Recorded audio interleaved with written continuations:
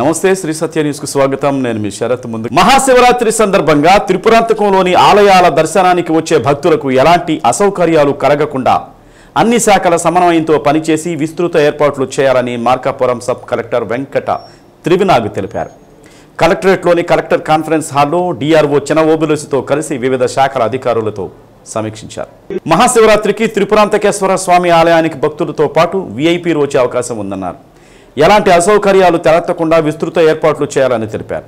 శానిటేషన్తో పాటు రవాణా, రోడ్లు మరమ్మతులు వంటి అన్ని పనులపై ఆయా శాఖల అధికారులు దృష్టి సారించి మెరుగైన వసతులు కల్పించేందుకు అవసరమైన అంచనాలు తయారు చేసి పనులు త్వరితగతిన పూర్తి చేయాలన్నారు. కార్యక్రమంలో వివిధ శాఖల జిల్లా అధికారులు పాల్గొన్నారు.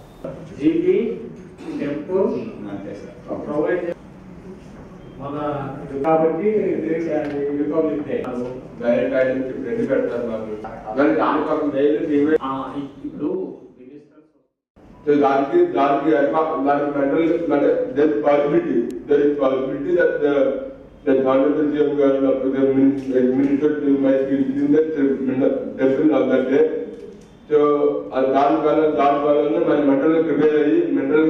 ఉండాలి.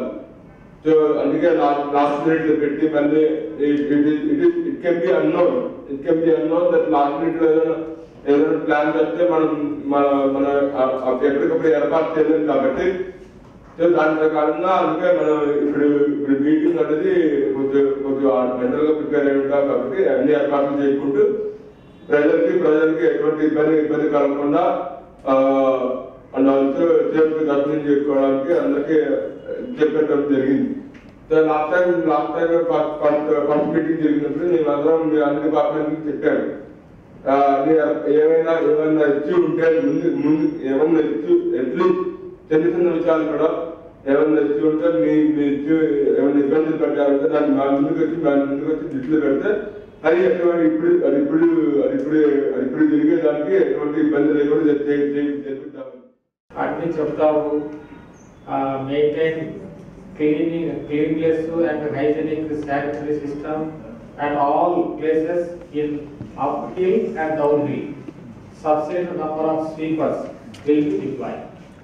మీటింగ్ అయిన తర్వాత మళ్ళీ నేను మా ఆఫీస్లో మీటింగ్ పెట్టుకొని ఒక ఆర్డర్ కూడా ఇస్తాను సార్. వాళ్ళు ఏం చేయాలి, భక్తులకు కానీ ఆఫీసర్స్ కానీ ఇమ్మీడియట్ గా కనపడేది మీ పనితరమే. అవునవును, శానిటేషన్ లేకపోతే మిమ్మల్ని అంటారు. అది ఎక్కడన్నా దారిలో సున్నం వేయకపోయినా కనీసం తర్వాత ఏమన్నా దోపల వ్యవహారం మీకు ఉద్యోగం చూడండి. ట్రైనింగ్ ఏమన్నా రాత్రి కూడా జాగ్రత్తగా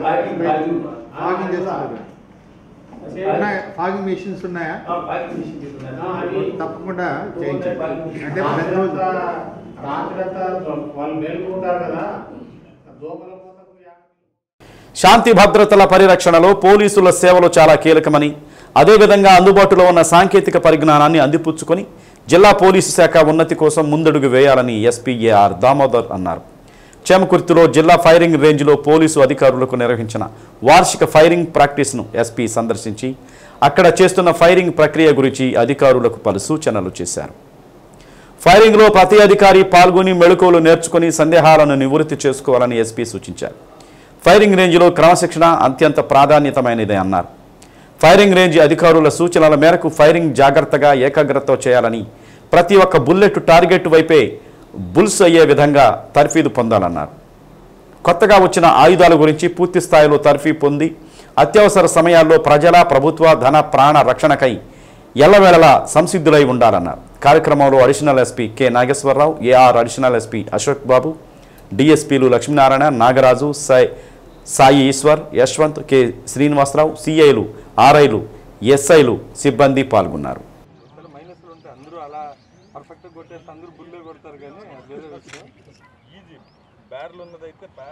ఇలా తిరిగి వచ్చేటప్పటికి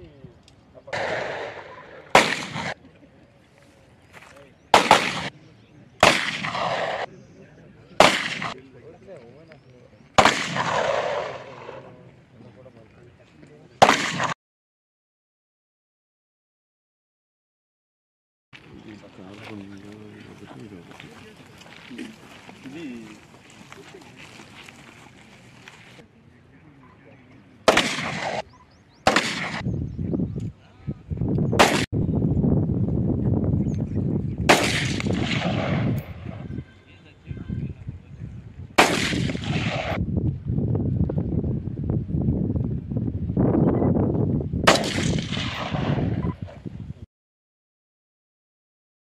ఇటీవల బైపాస్ సర్జరీ చేయించుకున్న ఎంపీ మాగుంట శ్రీనివాసులు రెడ్డి వర్చువల్ విధానం ద్వారా అభిమానులతో మాట్లాడారు. రామ్నగర్లోని ఎంపీ మాగుంట కార్యాలయంలో ఏర్పాటు చేసిన టీవీ ద్వారా వర్చువల్ విధానంలో మాట్లాడారు. తాను సంపూర్ణ ఆరోగ్యంగా ఉన్నానని 2 వారాల్లో ఒంగోలుకు వస్తానని అభిమానులకు తెలిపారు.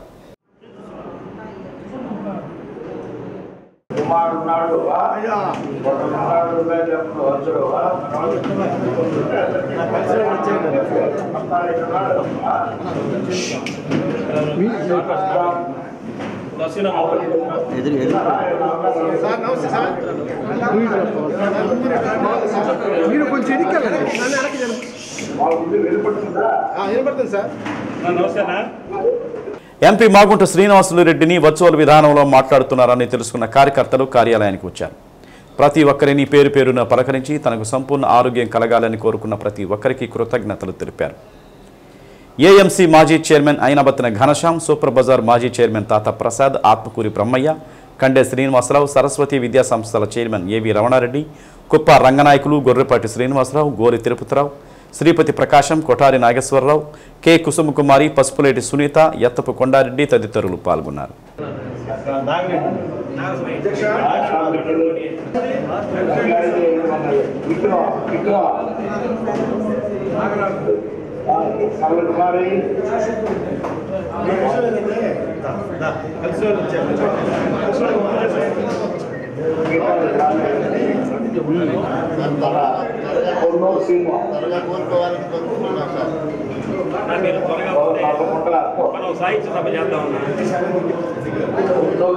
ద్వారా అన్ని జరగాలి.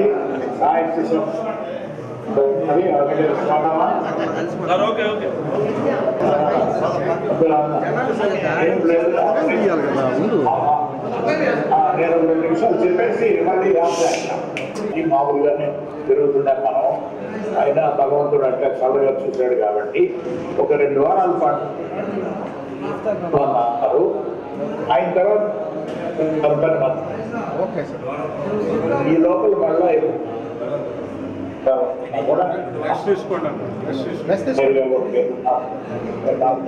వీడియో కాల్ కూడా చేయండి.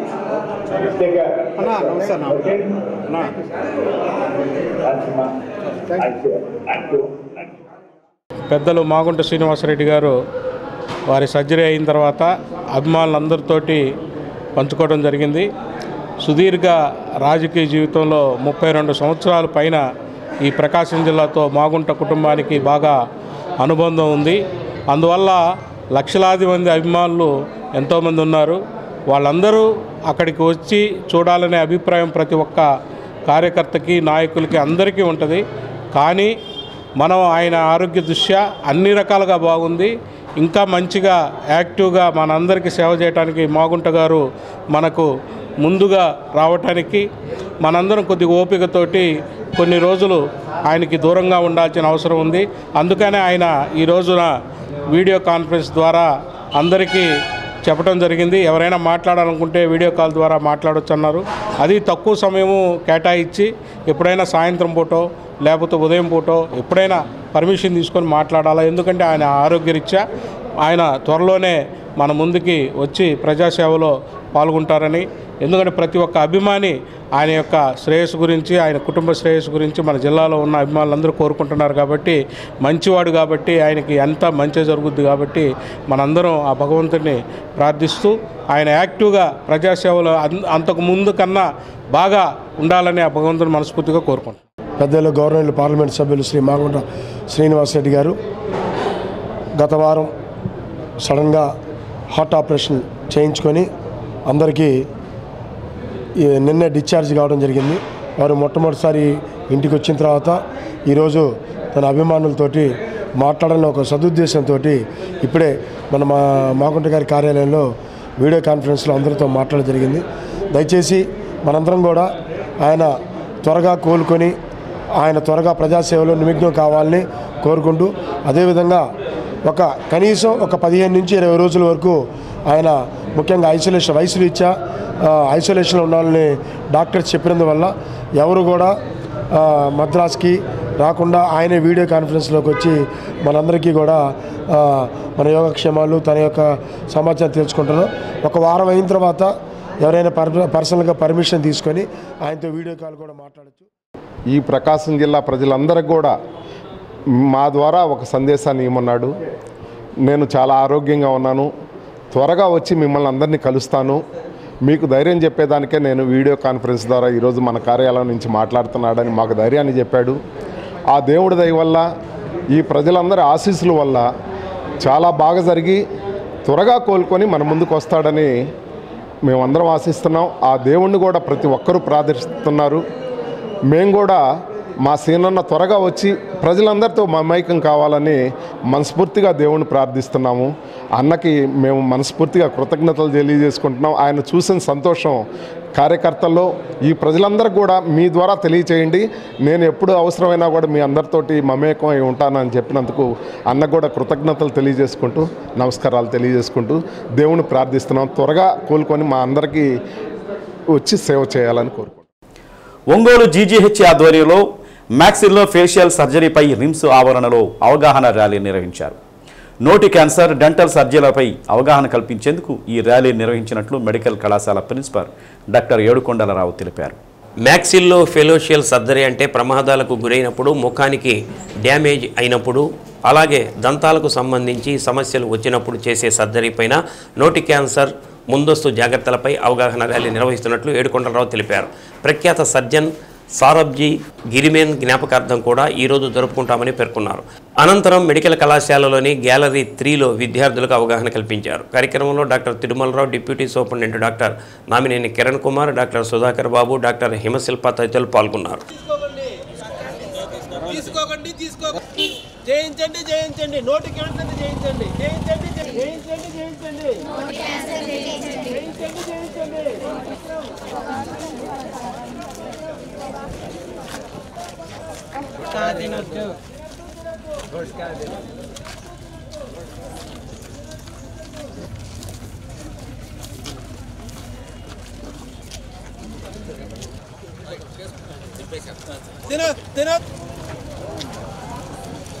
ప్రతి సంవత్సరము ఫిబ్రవరి 13వ తారీఖు ఫేషియో మ్యాక్సిలరీ డేగా మేము సెలబ్రేట్ చేసుకుంటూ ఉంటాము.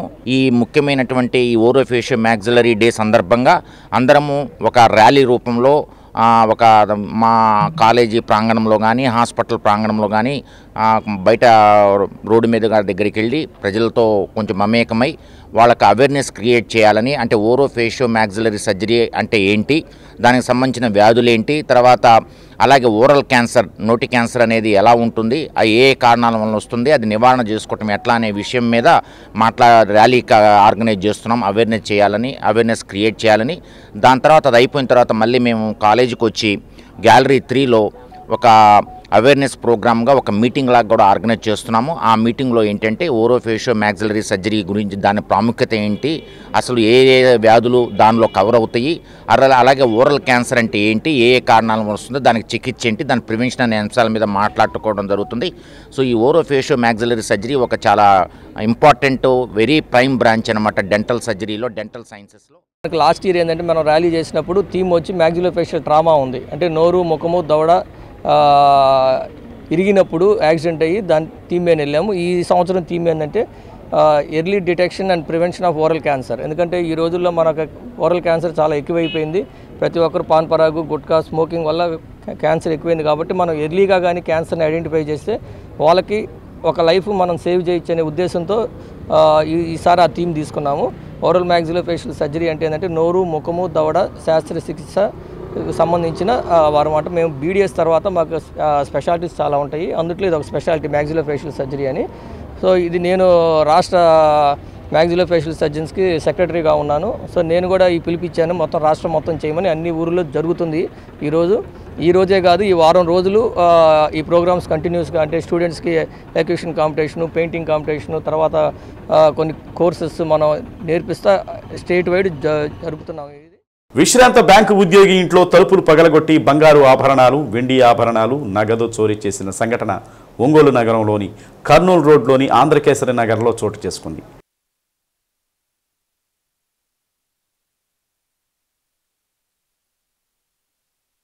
విశ్రాంత ఉద్యోగి పాండురంగారావు తెలిపిన వివరాల ప్రకారం గత కొన్ని సంవత్సరాలుగా ఆంధ్రకేసరి నగర్లో నివాసం ఉంటున్నానని, తన భార్య అనారోగ్య సమస్యలు ఉండడంతో మార్కాపురంలో వైద్యం చేయించుకుంటున్నామని అన్నారు. ఈ నెలలో ఒంగోలులో బంధువుల వివాహంతో పాటు విశ్రాంత ఉద్యోగుల సమావేశంలో పాల్గొని 9వ తేదీ రాత్రి ఇక్కడే నివాసం ఉండి 10వ తేదీ మార్కాపురం వెళ్లాలని తెలిపారు. ప్రతిరోజు ఇంటి పని మనిషి వచ్చి ఇల్లు ఊడ్చి ముగ్గు వేసి వెళుతుందన్నారు. ఉదయం పూట రోజులాగానే గురువారం ఉదయం వచ్చి పని మనిషి చూడగా తలుపులు తాళాలు పగలగొట్టి తీసి ఉండడంతో తనకు ఫోన్ చేసి విషయం తెలిసిందన్నారు. సమాచారం అందుకున్న నేను మార్కాపురం నుండి ఒంగోలు వచ్చి తాలూకా పోలీసులకు ఫిర్యాదు చేశానని చెప్పారు. తాలూకా పోలీసులు సంఘటనా స్థలానికి చేరుకుని పగలగొట్టిన తలుపులను పరిశీలించారు. బీరువా తలుపులు పగలగొట్టి అందులో ఉన్న 20 సవర్ల బంగారం ఆభరణాలు, 50,000 రూపాయల నగదు, వెండి వస్తువులు దొంగలు అపహరించినట్లు చెప్పారు. తాలూకా సిఐ అజయ్ కుమార్ క్లూస్ టీంతో పాటు డాగ్స్ కూడా తీసుకొచ్చి పరిశీలించారని, జరిగిన సంఘటనపై తాలూకా పోలీసులు కేసు నమోదు చేసి దర్యాప్తు చేస్తున్నారు.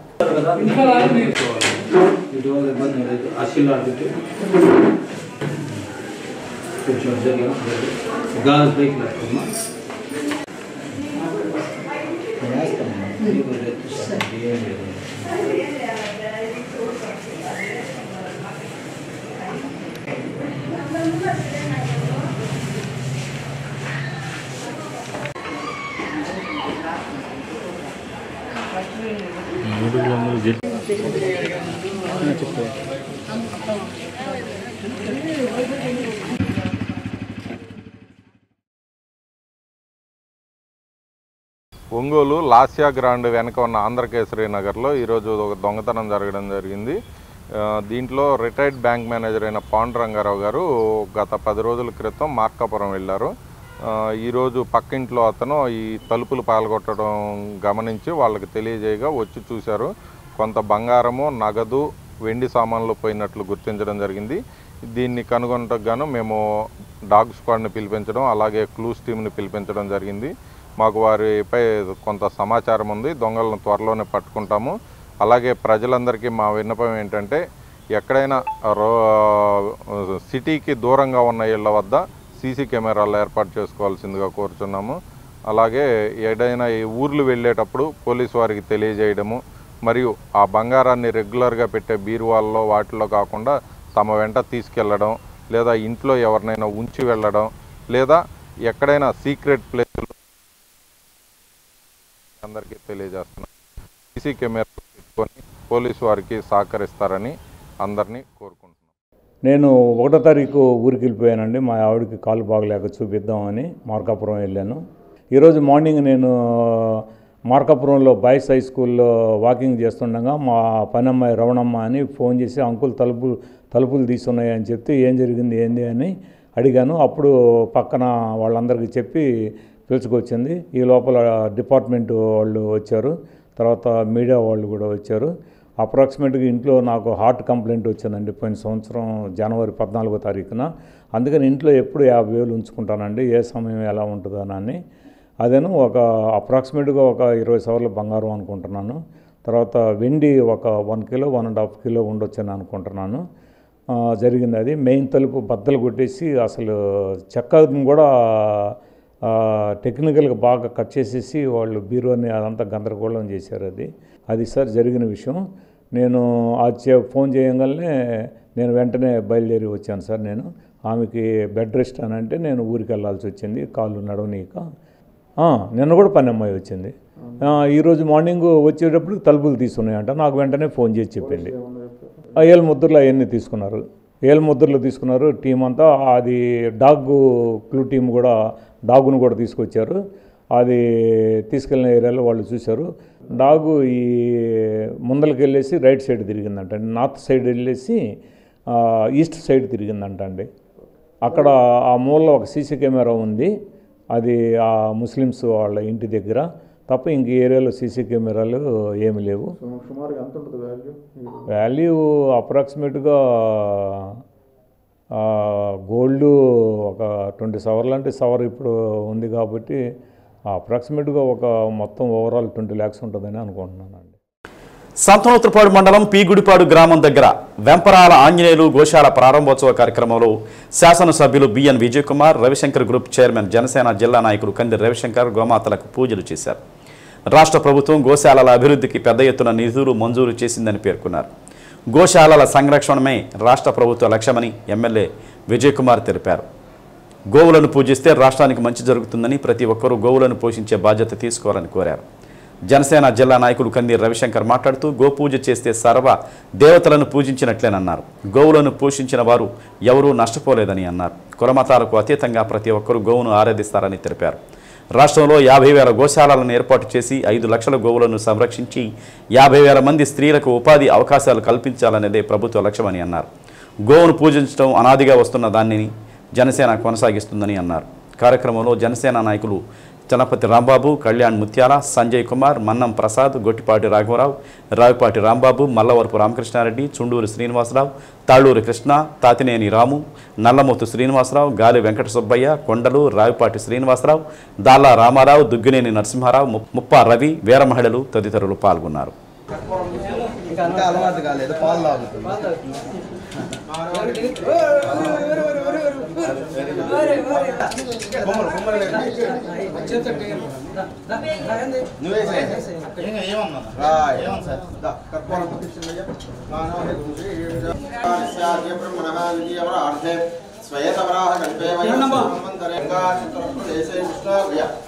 పట్టుకోవాలి. స్వామి దేవతానుగ్రహ ప్రసాద ఫలసిత్యర్థం హిరణ్యవర్ణ శుచయ పావకాహ లక్ష్మీ పద్మావతి సమేత ముఖవాసనం సమర్పయామి.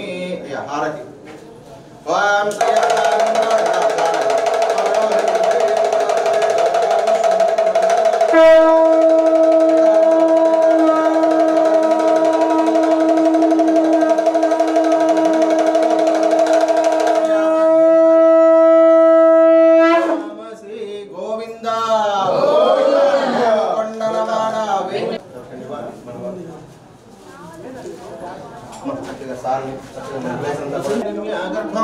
స్వామి దేవత అనుగ్రహ ప్రసాద సిద్ధిరస్తు.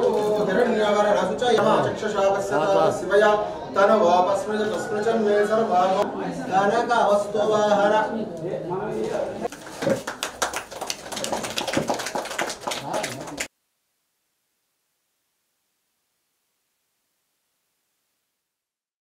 ఒంగోలు నగరపాలక సంస్థ పరిధిలోని శివారు కాలనీల ప్రాంతాలకు అందించే మంచినీటి సరఫరా వాహనాలు టెండర్లు పూర్తిగా ప్రజారోగ్య శాఖ కార్యాలయంలో నిలిచిపోయాయి. ఎగ్జిక్యూటివ్ ఇంజనీర్ ఆమోదంతో 40 లక్షల రూపాయల వరకు ఒంగోలులోని నగరపాలక సంస్థ కార్యాలయంలో టెండర్లు పిలిచి వాటి ద్వారా నగరంలోని ప్రజలకు తాగునీటి అవసరాలు తీర్చేందుకు ట్యాంకర్లు పంపిస్తుంటారు. 40 నుంచి 50 రోజుల పాటు 40 లక్షల రూపాయల బడ్జెట్ నిధులు ట్యాంకర్లు సరిపోయే విధంగా టెండర్లు పిలుస్తున్నారు. టెండర్ల గడువు అయిపోయి 2 రోజులు గడుస్తున్నా అధికారులు టెండర్లు పిలవకపోవడంతో ట్యాంకర్లు మొత్తం రంగారెడ్డి చెరువు పక్కన ఉండే ప్రజారోగ్య శాఖ కార్యాలయం వద్ద నిలిచిపోయాయి. నగరంలోని ప్రజలకు గత 2 రోజులుగా మంచినీటి సరఫరా చేయని పరిస్థితి ఏర్పడింది. ప్రభుత్వ కార్యాలయాలకు అత్యవసర సమయాల్లో అవసరమైన వారికి మంచినీటి అందించే విధంగా చర్యలు తీసుకుంటామని కమిషనర్ ఆమోదంతో గురువారం సాయంత్రం నుంచి ట్యాంకర్లు విడుదల చేసే అవకాశం ఉంటుందని డిఈ అనిల్ కుమార్ తెలిపారు. ఒంగోలు నగరపాలక సంస్థకు సంబంధించినటువంటి మంచినీటి సరఫరా జరిగే ప్రాంతాలు శివారు కాలనీ ప్రాంతాలకు ప్రధానంగా వేసవిని దృష్టిలో పెట్టుకొని తర్వాత ఆ ప్రాంతంలో ఉన్న తాగునీరు ఇబ్బందులను దృష్టిలో పెట్టుకొని ప్రతిరోజు ట్యాంకర్ల ద్వారా శివారు కాలనీలతో పాటు కొన్ని ప్రభుత్వ కార్యాలయాలకు కూడా నీటిని నగరపాలక సంస్థ నుంచి ఉచితంగా సరఫరా చేస్తూ ఉంటారు. అయితే మున్సిపల్ శాఖ నుంచి ఇంజనీరింగ్ పరిధిలో ఉన్నటువంటి లిమిటేషన్ ప్రకారం 40 లక్షల వరకు ఇంజనీరింగ్ అధికారులు టెండర్లు తీసుకొని అది వాటి ద్వారా 45 రోజుల నుంచి 50 రోజుల పాటు ఈ ట్యాంకర్లని నగరంలో అనేక ప్రాంతాలకు నీటి సరఫరా అందించే విధంగా చర్యలు తీసుకుంటూ ఉంటారు అధికారులు. అంటే మున్సిపల్ ఇంజనీర్ కానివ్వండి, డిఈ కానీ, ఏఈ గారి పర్యవేక్షణలో ఇవన్నీ జరుగుతూ ఉంటాయి.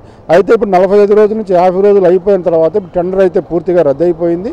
రద్దయిన వెంటనే ఇప్పుడు ట్యాంకర్లన్నీ కూడా నిన్న మధ్యాహ్నం నుంచి ఇప్పుడు అన్నీ కూడా ఇక్కడ మన ప్రజా ఆరోగ్య శాఖ కార్యాలయం ముందు మొత్తం ట్యాంకర్లన్నీ కూడా నిలిచున్నాయి. ఇవన్నింటినీ కూడా మళ్ళీ పునరుద్ధరించడానికి అధికారులు వెంటనే చర్యలు తీసుకోవాలని చెప్పని మనం ప్రజలు కోరుతా ఉన్నారు. దానిలో భాగంగానే మున్సిపల్ ఇంజనీర్ని మనం అడగగా ఈరోజు మధ్యాహ్నానికి కమిషనర్ సంతకం పెడతాడు. అక్కడి నుంచి నీళ్లు మన శివారు కాలనీలకు వెళ్తాయని చెప్పని సమాచారం అందించారు. అయితే మొత్తం మీద ఏంటంటే ముందు 45 రోజుల నుంచి 50 రోజులు వస్తుందనే సమాచారం ఉన్నప్పుడు ముందుగానే ప్రజల యొక్క తాగునీటి అవసరాలను దృష్టిలో పెట్టుకొని అధికారులు వెంటనే చర్యలు తీసుకోవాల్సిన అవసరం ఉంది. అయితే టెండర్ అయిపోయిన తర్వాత ఇప్పుడు హడావుడి చేసేసి నీటిని తొందరగా పంపించేందుకు ప్రయత్నాలు చేస్తున్నామని అధికారులు చెబుతున్నారు. అట్లాగే 42 ట్యాంకర్లతో పాటుగా రోజుకి 200 ట్రిప్పుల్ని మనకి ప్రజలకి అందిస్తూ ఉంటారు. కార్యాలయానికి కానీ ప్రజలకి నీటిని అందిస్తూ ఉన్నారు. వీటన్ని దృష్టిలో పెట్టుకున్నప్పుడు ఏ రోజుకి ఆ రోజు అధికారులు ఎన్ని ట్యాంకర్లు వెళ్ళినాయి, ఎంత బడ్జెట్ ఉంది, ఇంకెంత బడ్జెట్ మళ్ళీ వెంటనే అప్రూవల్ తీసుకోవాల్సిన అవసరం ఉందనేది ఆలోచన ముందుకు వెళ్లాల్సిన అవసరం ఉంది.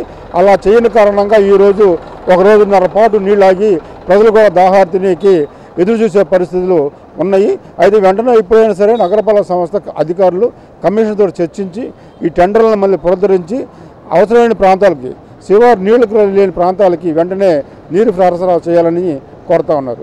ఇది కెమెరామెన్ బాబుతో సాంబశివరావు, శ్రీ సత్య న్యూస్, ఒంగోలు. జిల్లాలోని దివ్యాంగులకు ప్రకాశం భవనంలోని మీకోసం సమావేశ మందిరంలో ఈ నెల 15వ తేదీన ప్రత్యేక గ్రీవెన్స్ కార్యక్రమం నిర్వహిస్తున్నట్లు విభిన్న ప్రతిభావంతుల సంక్షేమ శాఖ ఏడి అర్చన తెలిపారు. ఈ ప్రత్యేక గ్రీవెన్స్ కార్యక్రమం మధ్యాహ్నం 3 నుండి సాయంత్రం 5 గంటల వరకు జిల్లా కలెక్టర్ అధ్యక్షతన నిర్వహిస్తున్నట్లు తెలిపారు. జిల్లాలోని దివ్యాంగులు తమ సమస్యల పరిష్కారానికి ఈ వేదికను ఉపయోగించుకోవాలని ఆమె కోరారు. గౌరవ జిల్లా కలెక్టర్ వారి ఆధ్వర్యంలో జిల్లా కలెక్టర్ వారి అధ్యక్షతన 15/2/2025 నాడు దివ్యాంగులకి స్పెషల్గా ప్రత్యేక గ్రీవెన్స్ అనేది ఏర్పాటు చేయడం అనేది, ఈ గ్రీవెన్స్ అనేది కూడా జిల్లాలో ఉన్నటువంటి దివ్యాంగులు మరియు అసోసియేషన్స్ అభ్యర్థులందరూ కూడా గౌరవ జిల్లా కలెక్టర్ గారిని కలవడం జరిగింది. వారి అభ్యర్థనల మేరకు మేడం గారు కూడా స్పెషల్గా వీరికి అంటూ ఒకటి గ్రీవెన్స్ ఏర్పాటు చేయాలని మమ్మల్ని ఆదేశించడం జరిగింది. దీనికై మేడం గారికి మేము సంప్రదించగా ప్రతి మొదటి శనివారము ఈ కార్యక్రమాన్ని సాయంత్రం మధ్యాహ్నం 3 గంటల నుండి 5 గంటల వరకు జరపవలసిందిగా ఆదేశించి ఉన్నారు. కానీ పరిపాలన దృష్ట్యా మొదటి శనివారము అది వాయిదా పడింది. కాబట్టి ఆ కార్యక్రమాన్ని మనము ఈ నెక్స్ట్ 15వ తేదీ మా శనివారం రోజు జరుపుకుంటున్నాము. కాబట్టి జిల్లాలో ఉన్నటువంటి దివ్యాంగులందరూ కూడా ఈ అవకాశాన్ని సద్వినియోగం చేసుకోవాలని తెలియజేస్తున్నాను.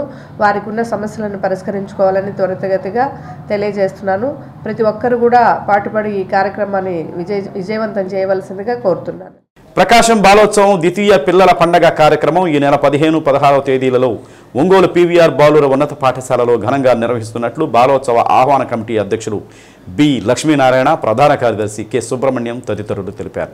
ఎల్బీజీ భవనంలో జరిగిన మీడియా సమావేశంలో బాలోత్సవ కార్యక్రమాల వివరాలతో కూడిన కరపత్రాన్ని ఆవిష్కరించారు. ఎన్నడూ లేని విధంగా పెద్ద ఎత్తున ఈ బాలోత్సవం పిల్లల పండుగ కార్యక్రమం నిర్వహిస్తున్నామని లక్ష్మీనారాయణ తెలిపారు. మొత్తం 55 సాంస్కృతిక అంశాలతో 37 అకాడమిక్ అంశాలతో బాలోత్సవం నిర్వహిస్తున్నామని, పిల్లల్లో దాగి ఉన్న సృజనాత్మక కళలను వెదికి తీసే కార్యక్రమంలో భాగమే ఈ బాలోత్సవం అని అన్నారు. చిత్రలేఖనం, వ్యాసరచన, spell bee, map, memory test, మట్టితో బొమ్మలు, పద్యం, కథల పోటీలు, విచిత్ర వేషధారణ, క్లాసికల్ డాన్స్, దేశభక్తి గీతాలు, జానపద నృత్యం, లఘునాటిక, ఫ్యాన్సీ డ్రెస్ కాంపిటీషన్, తెలుగు, ఇంగ్లీషులో పద్యాలు తదితర అంశాలలో బాలబాలికలకు పోటీలు నిర్వహిస్తున్నట్లు చెప్పారు. బాలోత్సవం పిల్లల పండుగ 15వ తేదీ సాయంత్రం 6 గంటలకు ప్రారంభమవుతుందన్నారు. కార్యక్రమంలో బాలోత్సవ నిర్వహణ కమిటీ నాయకులు Dama Srinivasarao, KF Babu, CH Vinod, UV Ramaraju, CH Jayaprakash తదితరులు పాల్గొన్నారు. 15వ తారీఖు జరగాల్సిన కార్యక్రమము ఉదయం పూట స్కూల్స్ కాంప్లెక్స్ ప్రోగ్రాము గవర్నమెంట్ సడన్గా అనౌన్స్ చేసినందువలన సాయంత్రం జానపద నృత్యాలు, పిల్లల యొక్క సాంస్కృతిక కార్యక్రమాలతో మొదలయ్యి 16వ తారీఖు ఉదయం విభిన్నమైన అకాడమిక్, కల్చరల్ 55 యాక్టివిటీస్లో ఈ పిల్లలందరూ పాల్గొనబోతున్నారు పీవీఆర్ హై స్కూల్ గ్రౌండ్స్లో. మరి ఈ పిల్లలందరూ కూడా ఈ కార్యక్రమాన్ని జయప్రదం చేయడానికి సిద్ధంగా ఉన్నారు. పిల్లల్లో ఉన్నటువంటి నైపుణ్యాన్ని, పోటీతత్వాన్ని పెంచేందుకు ఈ కార్యక్రమం మేము నిర్వహించడం జరుగుతుంది. పిల్లల్లో అద్భుతమైన ప్రదర్శన కనపడుతూ ఉంది.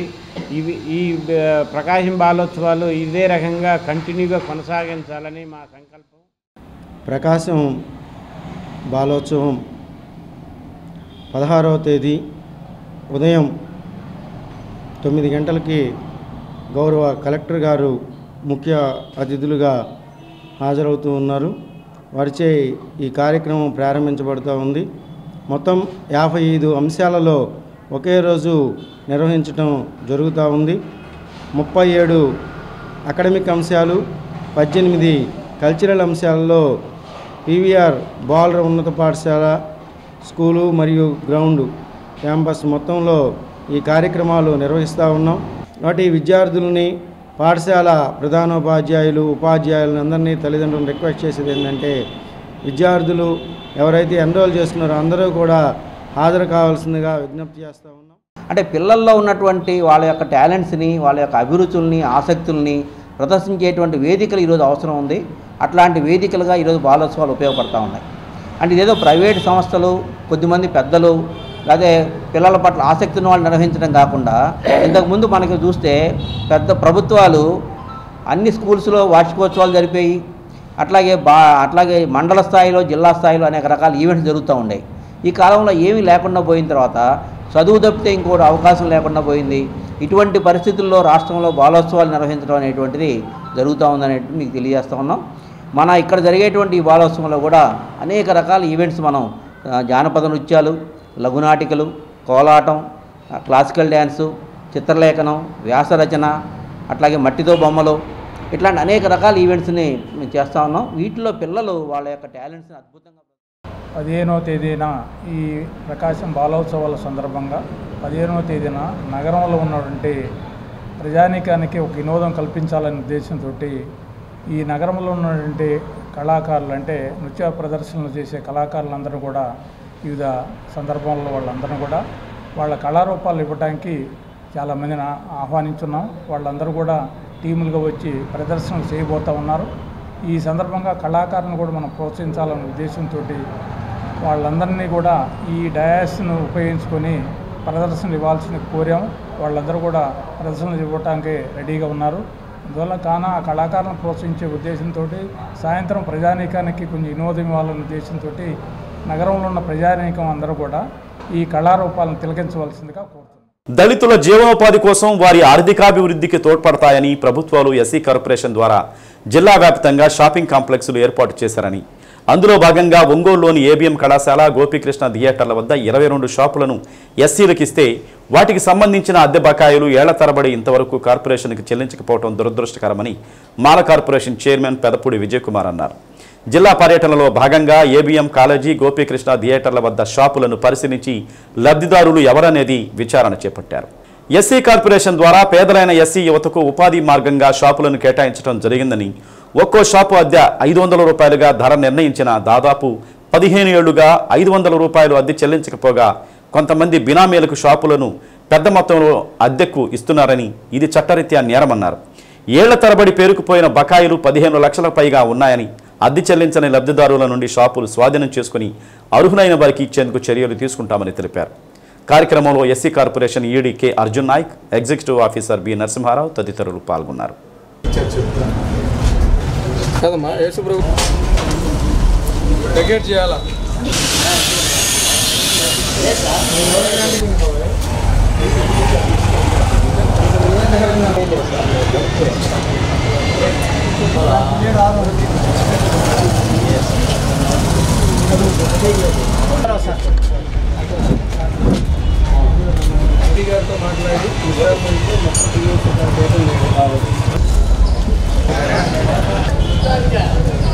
ఒంగోలు పట్టణంలోని ఏబిఎం కాంపౌండ్ దగ్గరలో ఉన్న ఎస్సీ కార్పొరేషన్ షాపింగ్ కాంప్లెక్స్ని సందర్శించడం జరిగింది.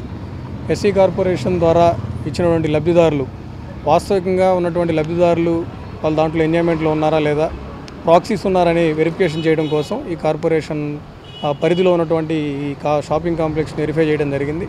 సో ఎస్సీ యువతలో ముఖ్యంగా స్వయం ఉపాధిని పెంపొందించే లక్ష్యంతో స్వయం ఉపాధి కార్యక్రమాలని వాళ్ళు ఎక్కువగా టేకప్ చేయాలన్న ఉద్దేశంతో ఈ విధంగా పీరియాడికల్గా మేము ఈ కార్పొరేషన్ పరిధిలో ఉన్న ఈ షాపింగ్ కాంప్లెక్స్ని వెరిఫై చేస్తూ ఉన్నాం. ఎందుకంటే గతంలో ఎస్సీ లబ్ధిదారులు అయినప్పటికీ కూడా మిగతా కమ్యూనిటీస్ నుంచి ఉన్న వాళ్ళు ప్రాక్సీలుగా వచ్చి వీటిని ఆక్యుపై చేసినటువంటి పరిస్థితి కూడా ఉంది.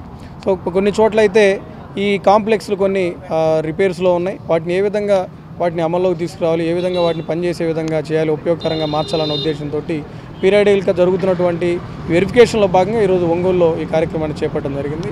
రానున్న రోజుల్లో ఎస్సీ కార్పొరేషన్ పరిధిలో ఉన్నటువంటి ఈ షాపింగ్ కాంప్లెక్స్ని మరింత బలోపేతం చేస్తూ మరింత మౌలిక సదుపాయాలు కల్పించి నిజమైనటువంటి అవసరం ఉన్నటువంటి ఎస్సీ యువతకి, ఎస్సీ కమ్యూనిటీలో ఉన్నటువంటి వ్యక్తులకి స్వయం ఉపాధి పొందే విధంగా చిన్న చిన్న వ్యాపారాలు చేసుకుంటూ ఉండే విధంగా ఈ షాపింగ్ కాంప్లెక్స్ని బలోపేతం చేస్తామని చెప్పి సందర్భంగా తెలియజేస్తాం. ఒంగోలు కోర్టు వీధిలోని నగర ప్రాథమిక పాఠశాల పూర్వ విద్యార్థులు తాము చదివిన పాఠశాలను అభివృద్ధి చేయడంలో భాగంగా 53,500 రూపాయలను ఎంఈఓ కిషోర్ బాబు ద్వారా పాఠశాల ప్రధానోపాధ్యాయుని ఎం ఝాన్సీరాణికి అందజేశారు.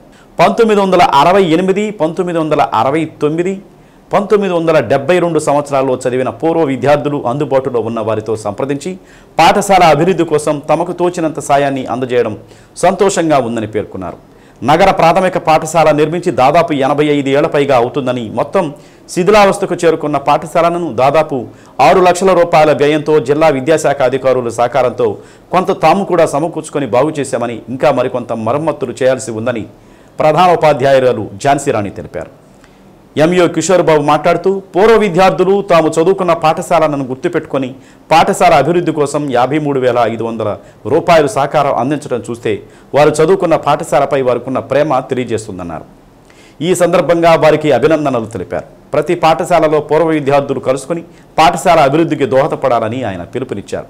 కార్యక్రమంలో పూర్వ విద్యార్థులు చందలూరి ఆంజనేయ శాస్త్రి, కోనపరెడ్డి కోటేశ్వరరావు, చందలూరి శివరామకృష్ణ, టీచర్ సుబ్బారావు తదితరులు పాల్గొన్నారు. గతంలో కూడా ఈ పాఠశాల 90 సంవత్సరాలు స్థాపించినప్పటికీ కూడా లాస్ట్ ఇయర్ అయితే డిలాపిడ్ కండిషన్స్లో వెకేట్ చేయమని చెప్పి ఉన్నతాధికారులు సూచించడం జరిగింది.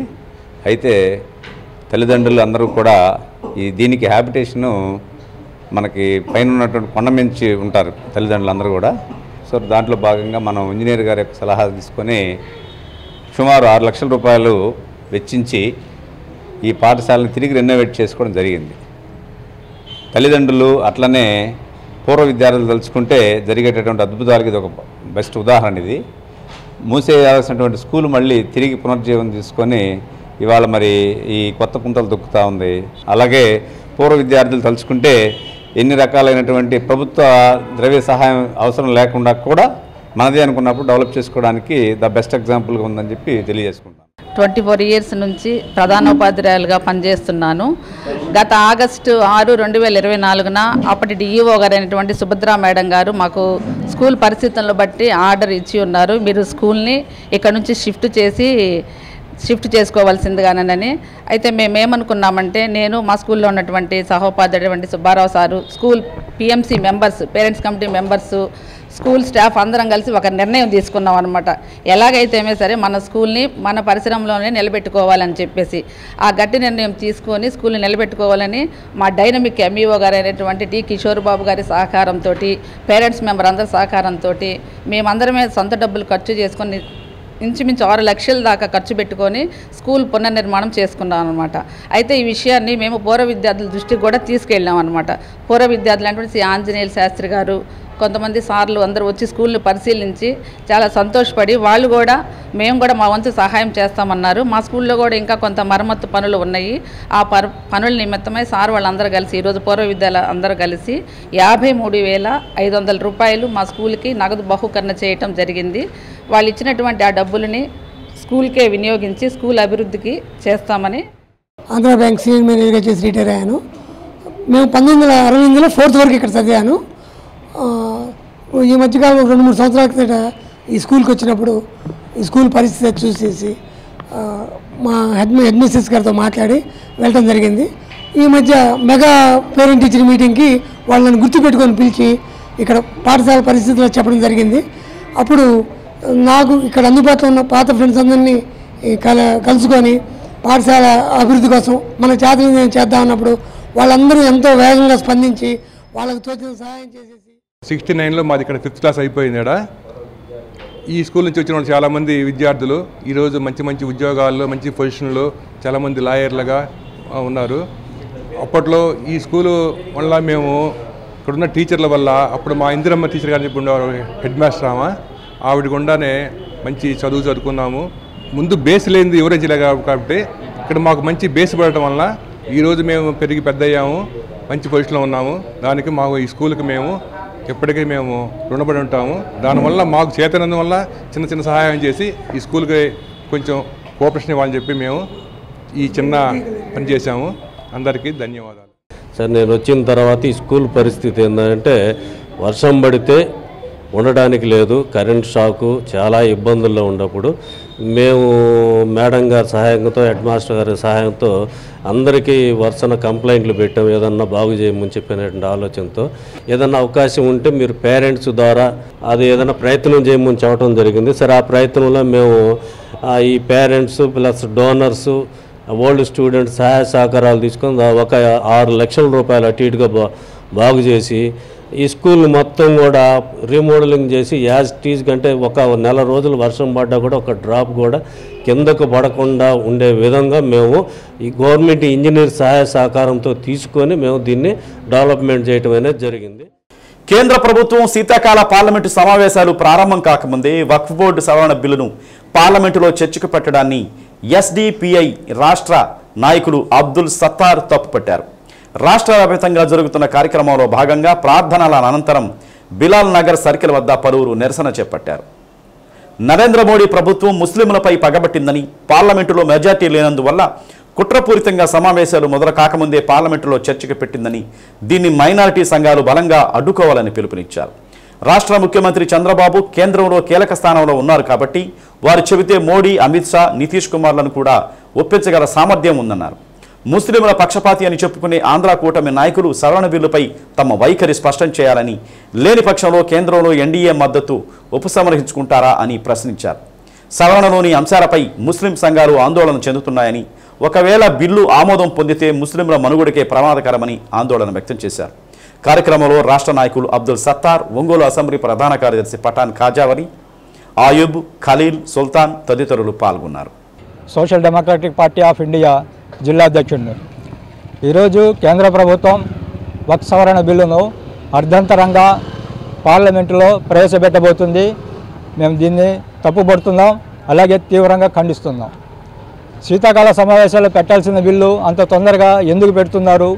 దీనివల్ల ముస్లింలకు ఏం ప్రయోజనాలు ఉన్నాయి? ఒక్కసారిగా మన ఆంధ్ర ఎంపీలు వివరించాల్సిన అవసరం ఉంది.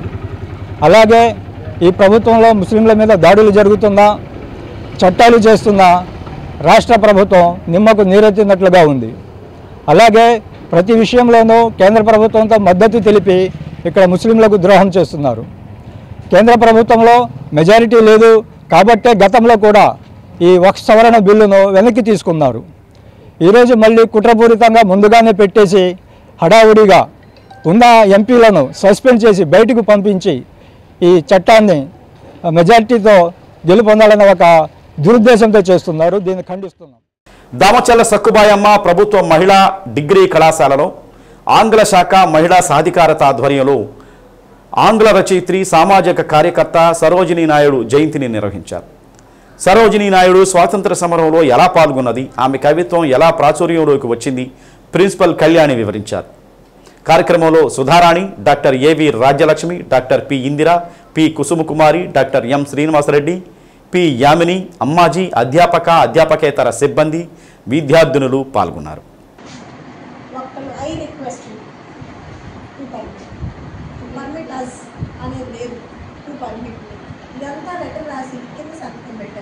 ఎవరి దగ్గరికి వెళ్ళి ఫస్ట్ వాళ్ళు బూతులు రాసుకొచ్చారు. ఈ బూతులు నేను భరించలేదు, వెళ్ళండి వెళ్ళండి ఇంగ్లీష్ మేడం దగ్గరికి వెళ్ళండి, ఇంగ్లీష్ మేడం దగ్గర నుంచి పట్టుకోవచ్చు. ఆ లెటర్ ఇంగ్లీష్ మేడం దగ్గర పిచ్చి కూర్చోబెట్టి స్టార్ట్ అయ్యారు. కరెక్షన్ చేద్దామని ఎలా చెప్పారు, వాళ్ళు ఎలా రాశారు, ఏంటో చూసి మాట్లాడి నేను సిన్సియర్గా చెప్పాను స్టూడెంట్స్ అందరికీ అంటే ఇమీడియట్ రైట్ ఇంగ్లీష్